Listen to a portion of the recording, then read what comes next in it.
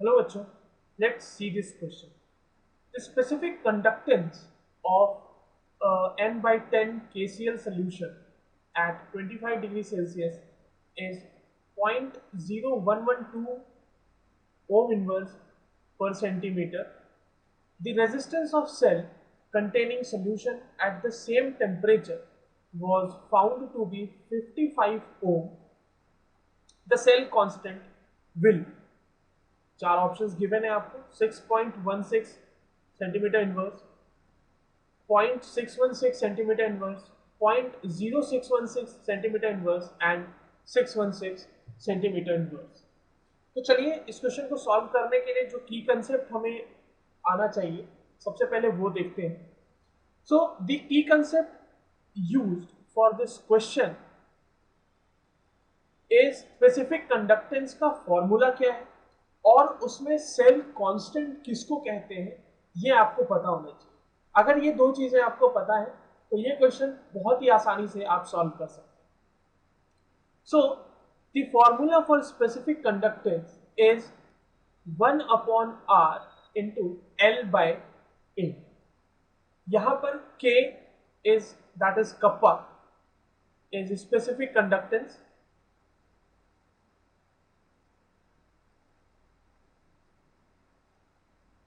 R is your resistance of the solution and the whole term जहां पे L और A दिए हुए, L is the length of resistance and A is the cross sectional area of that।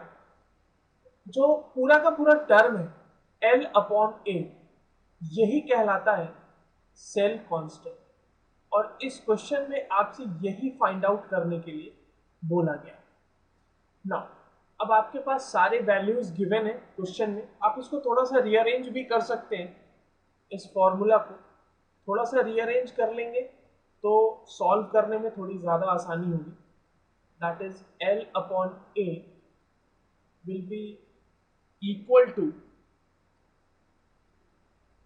Kappa into R। आपके पास R की value भी given है, कप्पा की वैल्यू भी गिवन है, उसको यहाँ पर आप पुट करें and you are good to go. आपका आंसर आ जाएगा। सिंपल मैथमेटिकल कैलकुलेशन है। उसके बाद ohm inverse cancel and the answer will be in centimeter inverse, that is 0.616 centimeter inverse L upon A, which is your cell constant. So the right option for this question is